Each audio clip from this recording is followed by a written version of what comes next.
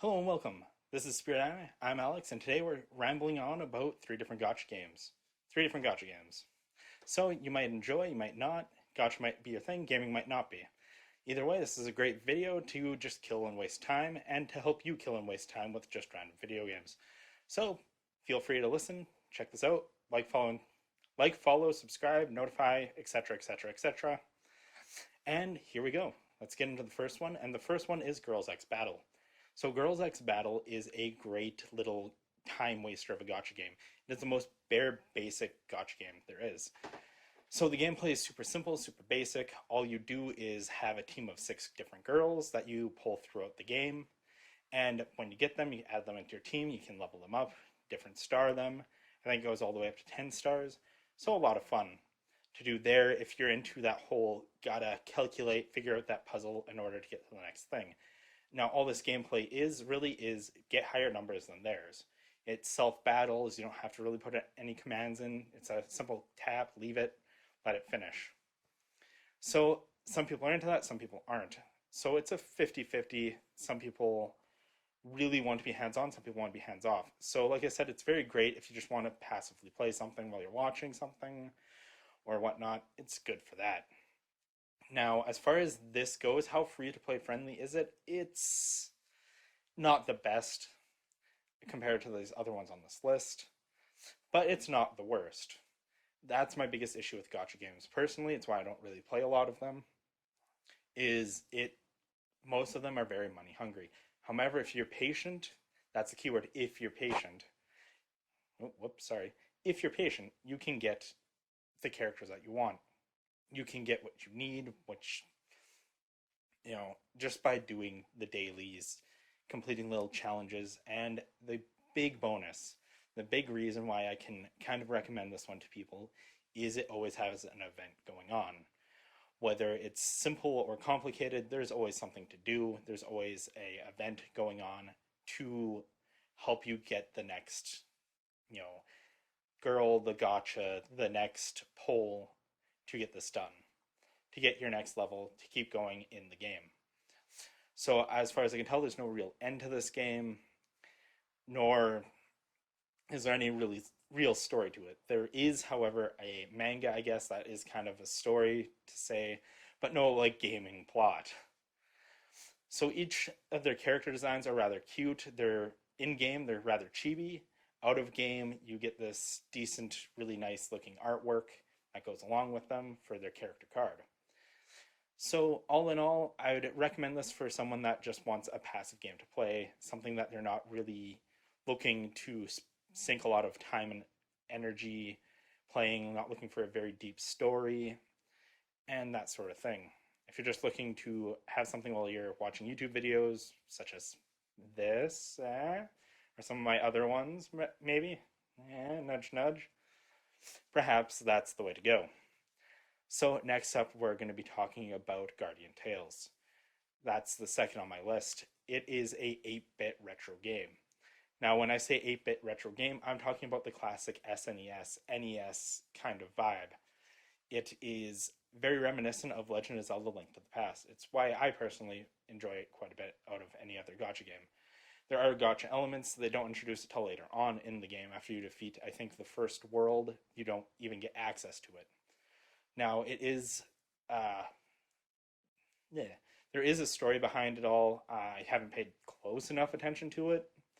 I play for the gameplay, sue me, but I really do enjoy the gameplay. There is, I think, 9 different worlds. Each one has varying different levels that you can go through, you can play. There's a tower to climb. There are daily rifts that you can do to get, in-game resources. Now, there are plenty of characters. I think there's 60-something characters. I think there's about that many. They're constantly adding new ones lately, I've seen. I have almost all of them, and I've never dropped a dime into it, which leads to the point of it being very free-to-play friendly. They're always giving you currency. They're always giving you free polls. They're always giving you something to just keep you engaged, keep you playing. There's a weird roller coaster tycoon-esque city builder thing going on as well. That's kind of neat, fun to play around with. There's PvP, there's PvE, in two different aspects. There's PvP where you can do player versus player, very like at the same time, heads on.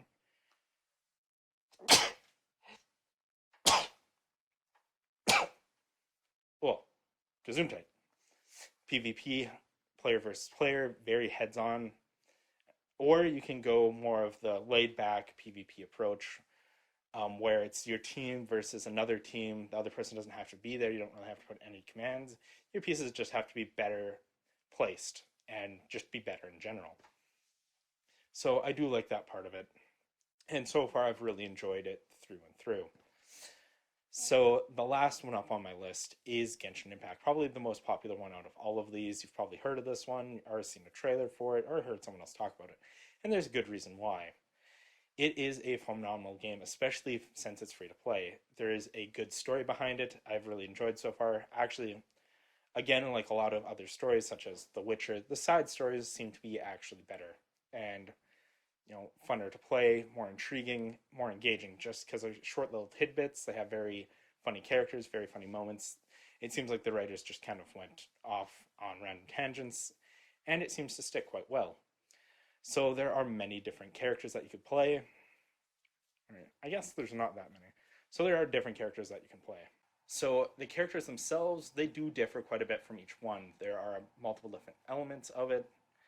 There's fire, wind, water, ice, that sort of thing. So each element does something different, and you need all bunches of elements. You need all the different elements to progress in some parts of the game.